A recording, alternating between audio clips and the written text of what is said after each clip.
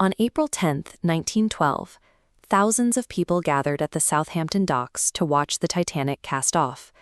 The passengers leaning over the railings included some of the wealthiest families in Europe. Standing alongside them were hundreds of immigrants hoping to start over in America. The White Star Line built a vessel stretching nearly 900 feet from bow to stern. They prioritized prestige and comfort, outfitting the ship with elegant dining rooms, Turkish baths, and first-class suites designed to rival the interiors of high-end hotels. Below deck, the engineering inspired absolute confidence. The ship's system of watertight compartments led the public and the press to conclude that modern engineering had finally eliminated the risk of sinking. Within 5 days, that confidence was gone. The ship struck an iceberg in the North Atlantic, and in less than 3 hours, more than 1,500 people were dead.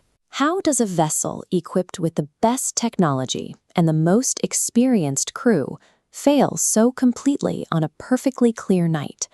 For over a century, investigators have looked for a single fatal mistake or a massive stroke of bad luck to explain why the Titanic went down. The disaster was actually a compounding chain reaction. It was the result of dozens of seemingly harmless decisions and disconnected events unfolding at the exact same time. To see how this happened, we have to look at the ship's 3 primary layers of defense: the operational procedures of the crew, the environmental conditions of the ocean, and the advanced communication technology on board. A system's failure of this scale occurs only when simultaneous flaws align to penetrate all 3 of these defenses at the exact same moment. To understand the Titanic, we must forensically examine how each of these 3 critical barriers systematically collapsed. On the bridge, the ship was commanded by Captain Edward Smith, one of Britain's most respected mariners. He and his officers had spent decades at sea. Throughout the day on April 14th, nearby ships repeatedly radioed warnings about dense ice fields directly along their planned route. Captain Smith even adjusted his navigational charts to mark the hazard. Despite these clear warnings, the crew kept the ship moving forward through the freezing water at nearly 22 knots. They maintained this speed because the weather was clear and visibility was excellent. Standard maritime practice dictated that captains could rely entirely on lookouts to spot ice in time to turn. This is the normalization of deviance, where a crew accepts a highly dangerous risk simply because it has always worked for them in the past without consequence. As evening approached, the environment introduced a rare anomaly. The temperature plummeted, and the ocean became perfectly, unusually flat. Normally, lookouts scanning the horizon at night search for the white foam created by ocean waves crashing against the base of an iceberg.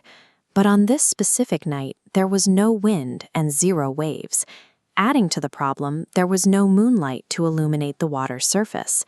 Without waves or moonlight, a massive block of ice becomes virtually invisible against the pitch-black horizon until a vessel is right on top of it. Nature produced a freak condition that stripped away the ship's primary navigational defense without the crew ever realizing they were flying blind. The ship's final layer of defense was its Marconi wireless system, the most advanced communication and safety technology available in 1912. The system was operated by Jack Phillips and Harold Bride, employees of the Marconi Company, struggling to manage an overwhelming workload. Their actual operational priority was processing hundreds of paid personal safety. When a nearby ship sent an urgent, definitive warning about dense ice directly in Titanic's path, an exhausted Phillips ignored it to clear his commercial backlog, and so the warning never reached the bridge. In this technology paradox, the exact system designed to save the ship became the distraction that guaranteed its destruction. By late evening, the conditions for disaster were perfectly aligned. Titanic was moving at full speed, its lookouts were rendered useless by a flat sea, and its final warning was trapped in a backlog of passenger telegrams. The collision was inevitable. The resulting tragedy demonstrated the catastrophic human cost of aligned systems failures. The destruction of the Titanic was the result of multiple critical defenses failing at the exact same moment. This pattern of aligned failures has since brought down space shuttles, crashed global software systems, and paralyzed modern infrastructure. The routine normalization of risk remains the greatest danger to any complex system, where small, disconnected compromises quietly align in the dark until it is too late.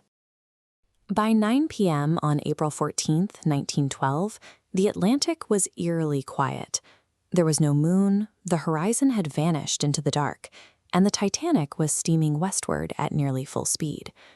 High above, lookouts Frederick Fleet and Reginald Lee scanned the blackness from the crow's nest. They searched for hazards with nothing but their eyes, facing a freezing wind that made their task one of the most difficult on the ship. Contrary to the popular idea that missing binoculars caused the disaster, standard maritime practice at the time often relied on the naked eye for night watches. Binoculars tended to narrow a lookout's field of vision, making it harder to detect the subtle shapes of icebergs in the distance. The bridge remained calm, confident that the ship's size and maneuverability could handle any obstacle. But this raises a specific question. How did such an advanced vessel become completely unequipped to survive a collision? The iceberg provided the impact, but the disaster was driven by a sequence of physical and systemic limits that the crew never expected to face. At 11:39 p.m., a dark shape appeared directly ahead. Fleet struck the warning bell 3 times and signaled the bridge, Iceberg, right ahead. First Officer William Murdoch had seconds to act. He immediately ordered the helm hard over and signaled the engine room to reduce power, attempting to pivot the massive ship away from the ice. At 22 knots, the physics of momentum were working against the crew. A 900-foot steel vessel carries too much forward energy to pivot instantly. The momentum vector simply overpowers the ship's ability to turn. This sluggish turning radius meant that while the bow cleared the iceberg, the rest of the ship could not. Instead of a head-on impact, the vessel suffered a long, scraping breach along its starboard side. The ship's immense scale turned a standard evasive maneuver into a deadly, elongated wound that spanned multiple sections of the hull. As water poured into the lower decks, the ship's designer, Thomas Andrews, joined the officers to inspect the damage and calculate the ship's remaining time. The Titanic was designed with a specific safety threshold. The hull could remain buoyant and stable if up to 4 of its forward watertight compartments were flooded. The starboard scrape had breached more than 4 compartments, breaking that engineering threshold. As the 5th and 6th compartments flooded, the weight pulled the bow deep enough for water to spill over the top of the internal bulkheads. Andrews delivered the conclusion the officers dreaded. The buoyancy math was now impossible to overcome. Titanic had less than 3 hours to live. At approximately 12:05 a.m., Captain Smith gave the order to uncover the lifeboats. The evacuation was immediately hindered by outdated maritime laws. In 1912, lifeboat requirements were based on a ship's gross tonnage, its total size, rather than the actual number of people on board. Titanic met every legal requirement of the era, yet she only carried enough lifeboat seats for 1,178 people. There were more than 2,200 passengers and crew on board. This physical shortage was compounded by psychological denial. The ship still looked stable and brightly lit, and the orchestra continued to play. Many passengers chose to stay in the warmth of the cabins rather than board small wooden boats in the freezing darkness. Because of this illusion of safety, the first lifeboats were lowered half-empty, permanently wasting many of the few seats that were available. Inside the wireless room, operators Jack Phillips and Harold Bride worked without pause, broadcasting the new SOS distress signal into the North Atlantic. The RMS Carpathia responded and pushed toward the site at maximum speed, but she was 50 nautical miles away, a distance she could not cover before the Titanic disappeared.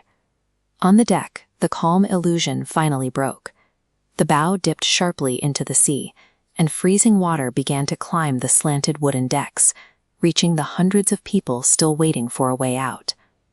While the iceberg was the physical cause, the disaster was shaped by human systems, overconfidence in the ship's momentum, rigid engineering limits, and failing to update safety laws for a new era of travel.